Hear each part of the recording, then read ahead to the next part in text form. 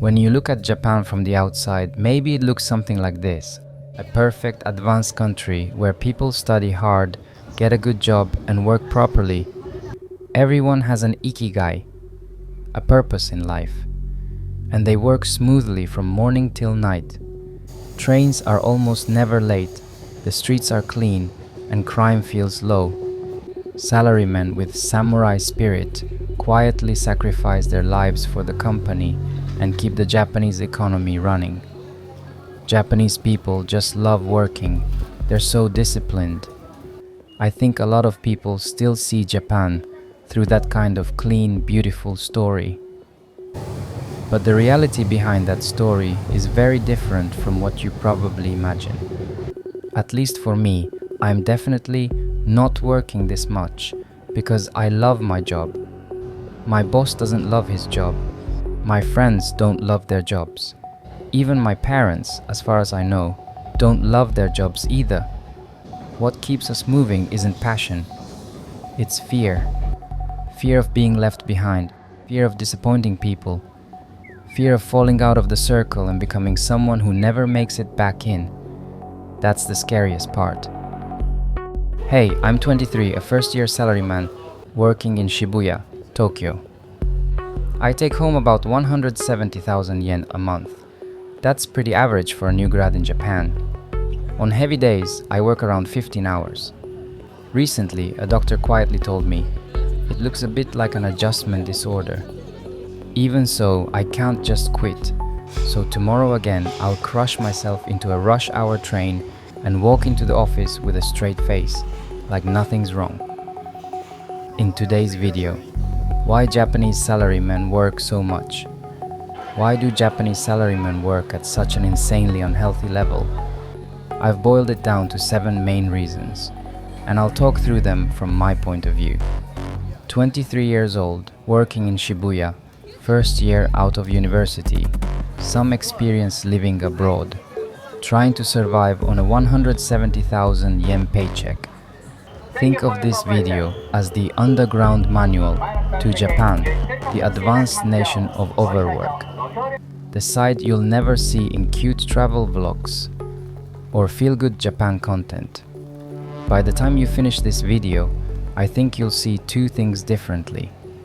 What it actually costs to work in Japan, and how comfortable or messed up your own country's work culture is when you compare it to this one.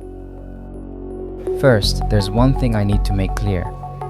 These 7 reasons I'm about to share are not safe facts I copied from the news or business books.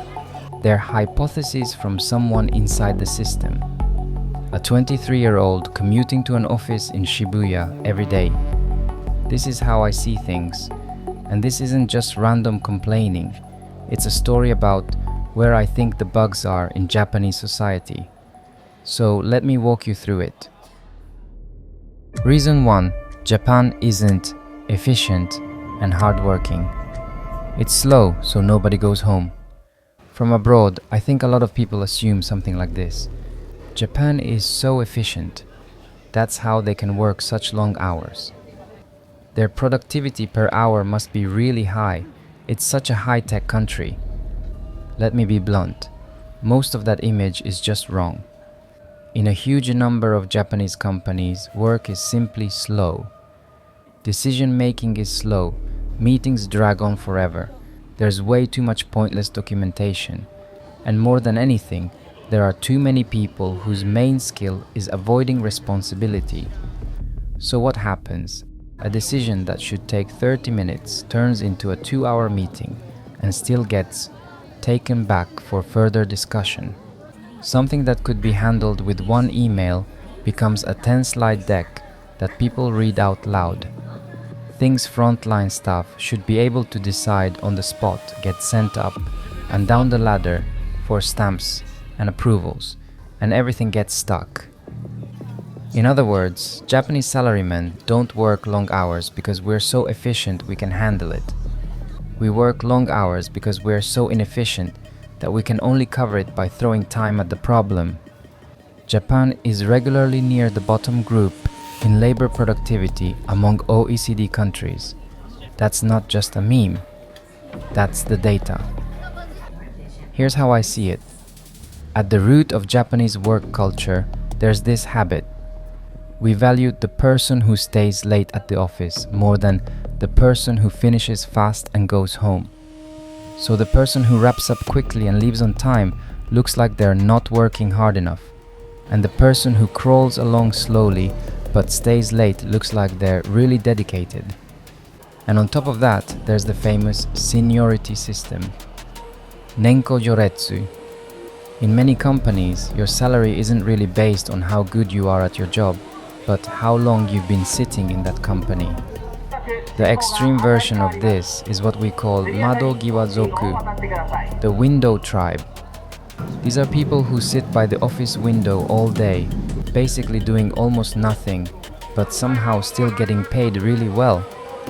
There's an old joke about them.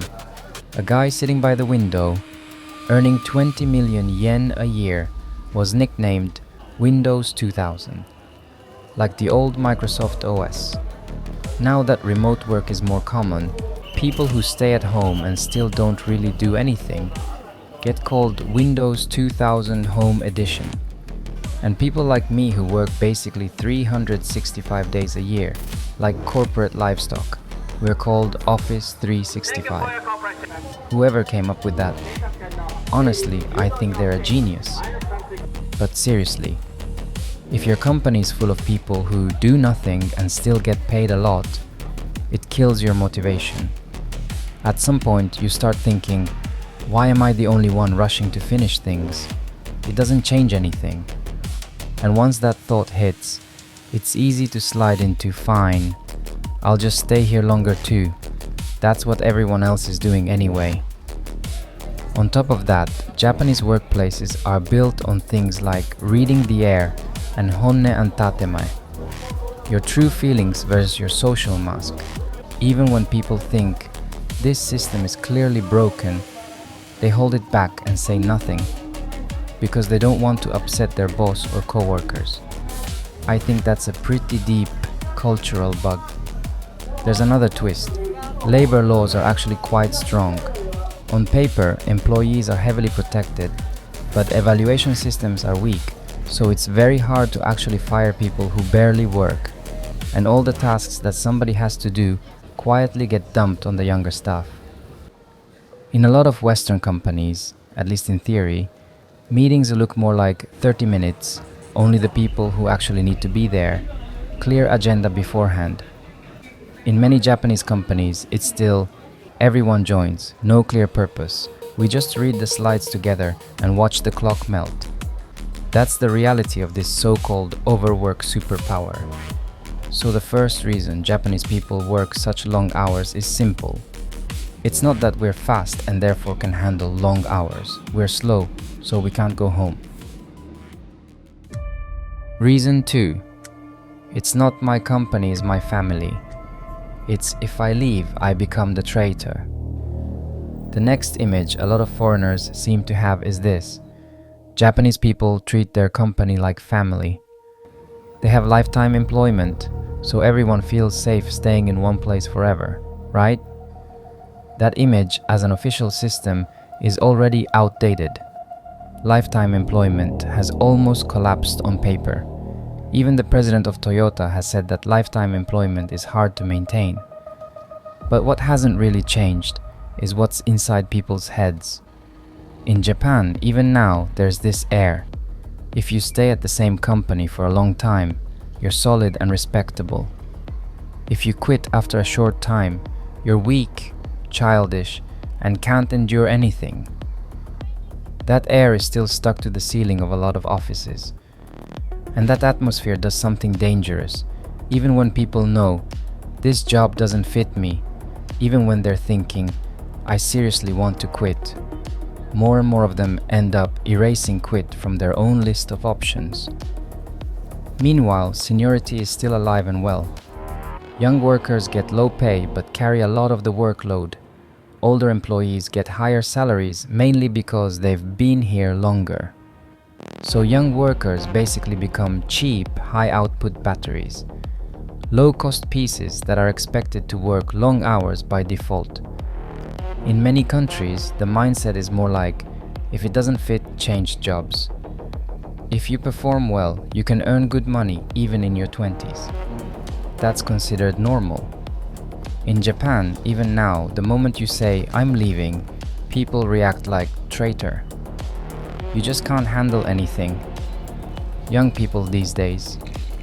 In my company too, people talk a lot of trash behind the backs of coworkers who quit. That culture definitely exists. Here's how I see it. The second reason Japanese salarymen work so much isn't because they love their company.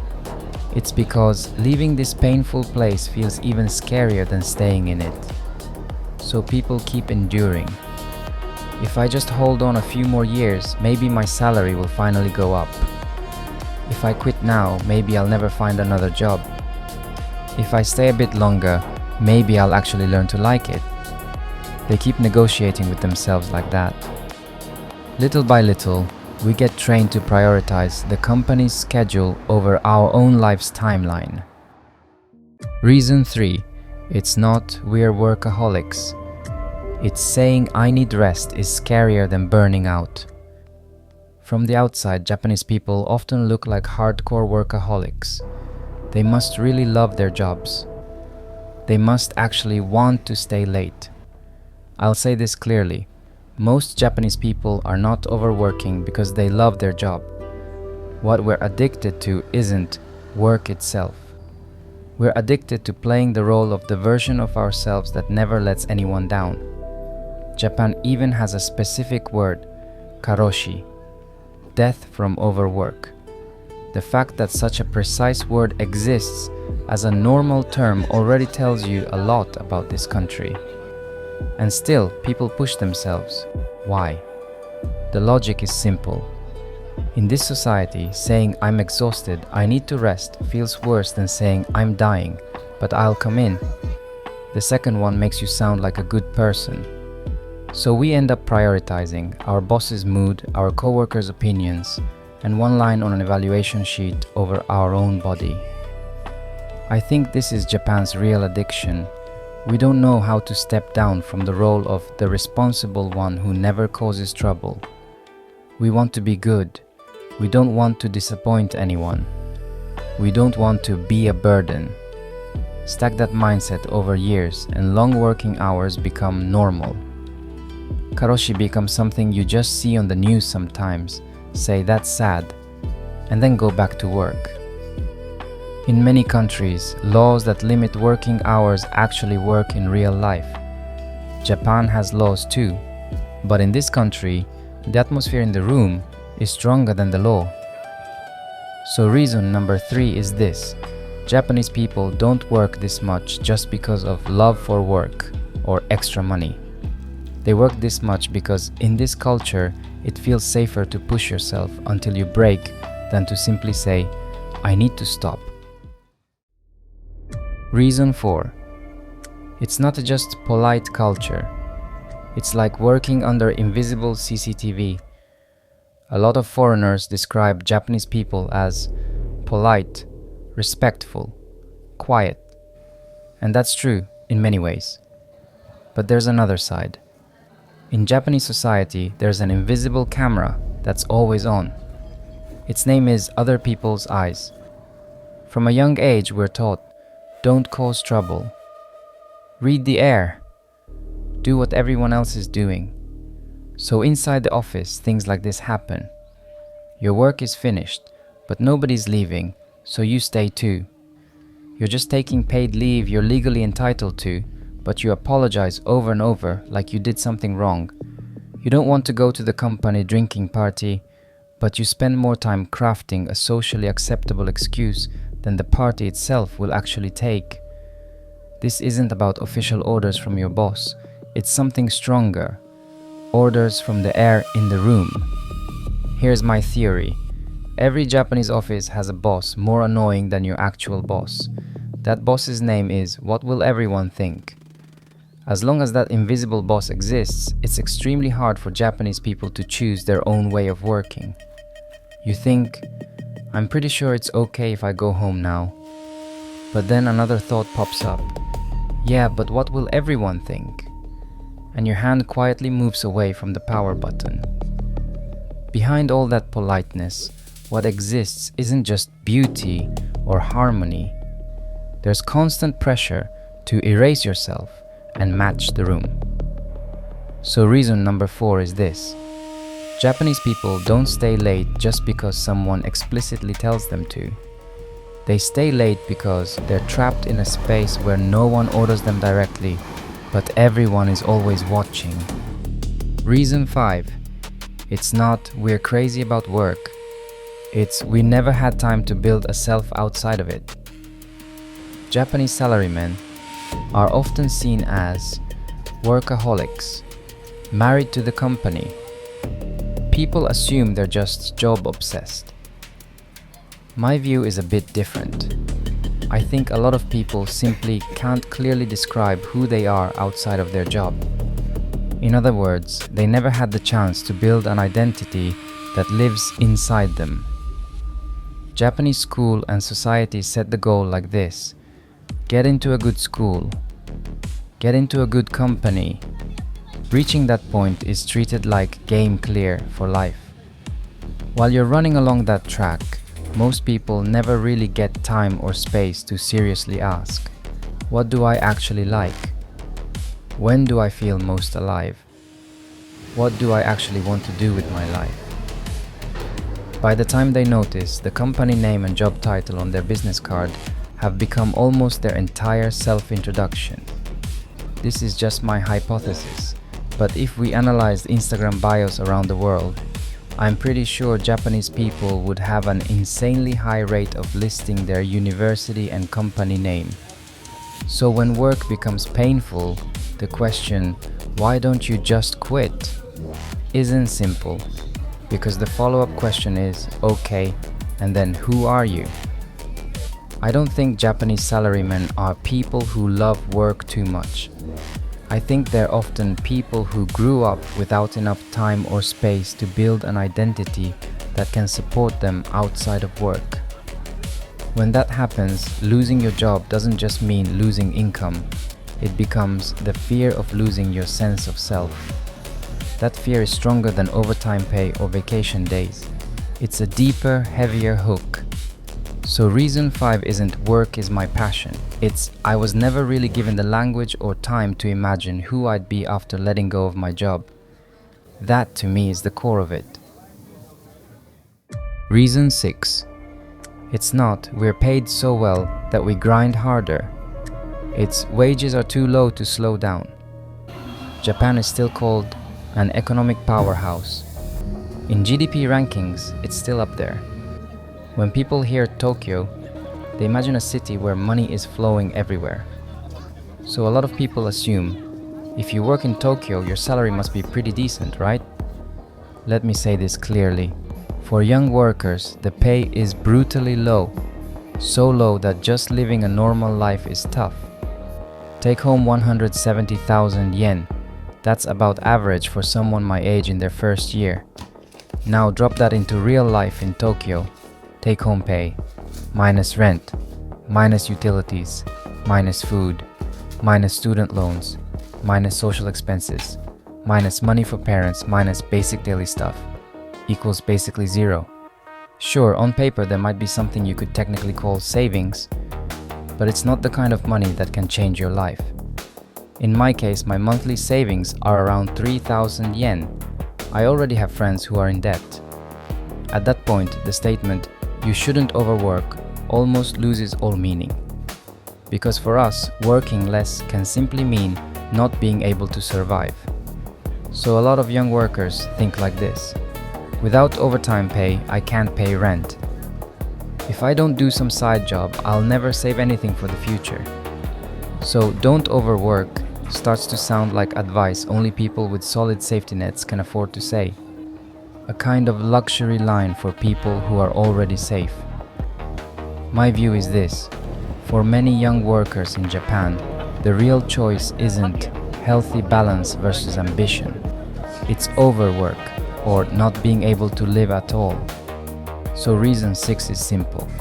Japanese people work long hours because behind the scenes there's a reality where no real skills yet, low pay and weak safety nets leave us with only one practical option. Just keep selling our time. Reason 7. It's not global warriors. It's fear of falling out of a tiny domestic game. Finally, reason 7. From abroad, Japanese companies look like samurai corporations fighting on the global stage. Toyota, Sony, Nintendo, those are the brands that probably come to mind. But everyday life for most salarymen is not a global battlefield. The enemies we actually face every day are the office air, internal politics, our boss's mood, the invisible lines of seniority and hierarchy.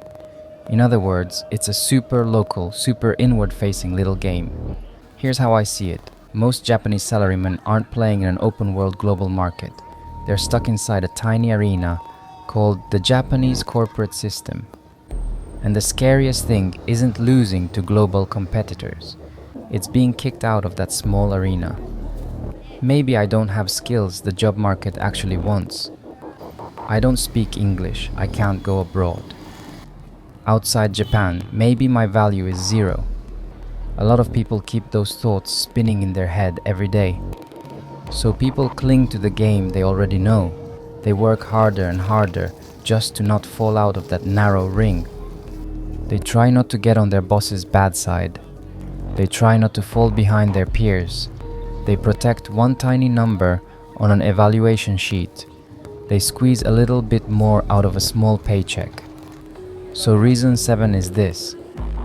Japanese people don't work this much because of some noble samurai spirit fighting the world.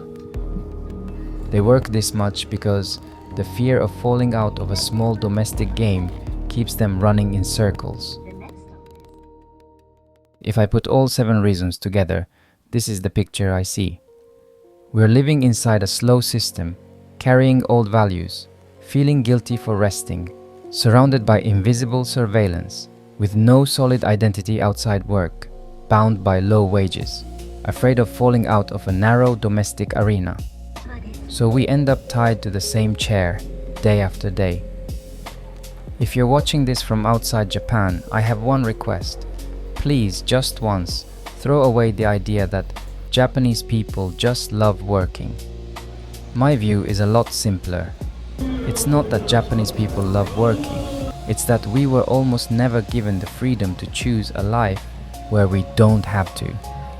After this, I want to talk a bit more about work, about money, and about how I personally want to live inside this system. I've talked about the 7 reasons I think Japanese people overwork. So as a 23-year-old salaryman, stuck inside all of this, how do I want to live from here? Honestly, I don't have a perfect answer, not even close.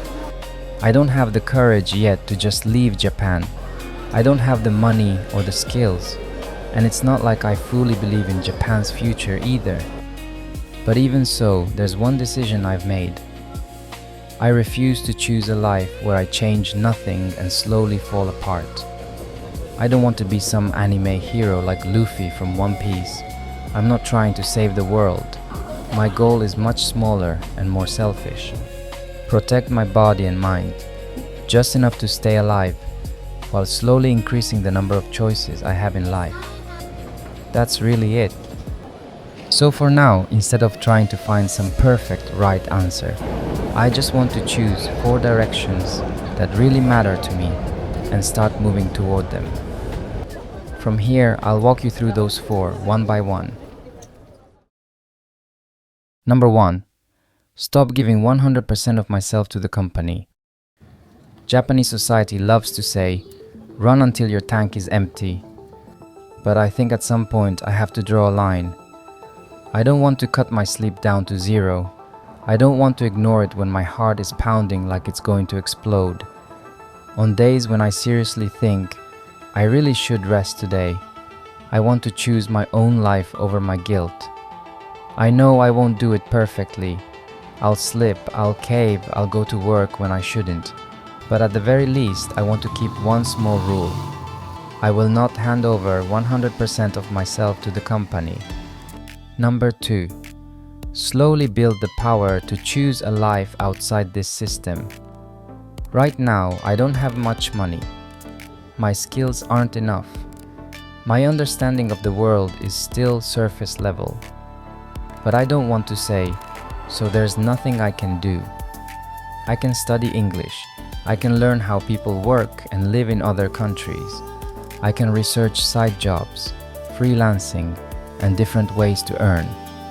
I can keep saving and investing, even tiny amounts. None of that will magically transform my life overnight, but that feeling of maybe I'm getting a little closer to a version of myself who could choose to leave Japan someday, if I wanted to, becomes a fragile but important support for my mental health. I don't have the courage to just buy a one-way ticket and leave next week. I don't have the luxury to quit my job tomorrow. So for now, the only strategy I have is to quietly stack knowledge, skills, and money in the background. Number 3. Use food and a camera as proof that I'm still alive. I have 2 big weapons, eating and capturing moments with a camera. Once in a while, using my tiny paycheck, I buy myself a slightly better meal. Those moments remind me, I'm still a human being, not just a machine. I turn on the camera in Shibuya at night, on rush hour trains, in convenience stores, in front of cheap bentos, in front of my tired face. I film it and I put words on top of it. For me, those videos aren't just content for the algorithm. They're evidence that even inside this work culture, my ability to feel, think, and speak in my own words hasn't been completely erased. That's why I want to keep this channel going. Yes, it's to show the reality of Japan to people outside. But more than that, it's so I don't abandon myself. This little story is my way of not giving up on me. Number 4. Let the parts of the world I can't see appear in the comments. Finally, I have a favor to ask. I'm just one person, 23 years old, living in a small apartment in Tokyo, commuting to Shibuya, trying to survive on 170,000 yen. My view is extremely limited. So I want the comments section of this video to become a place where the world's different work realities and experiences show up. If you work in another country, please tell me, why do people in your country work so much? What's the biggest pressure? And what do you feel is at least better than Japan in your system? If you're older and you overworked in your 20s like I'm doing now, I really want to hear from you too. What would you say to your 23-year-old self? What do you regret about the way you worked back then? What are you glad you did looking back? If you leave that there, it's not just for me. Someone else watching this video, somewhere in the world, might find a hint they needed in your story. Thank you so much for watching my video all the way to the end. It really means a lot. If you want to help me keep this little story going, please subscribe, leave a like, and if you'd like to support me even more, check out the links in the description. Alright, see you again in the next episode of Real Tokyo.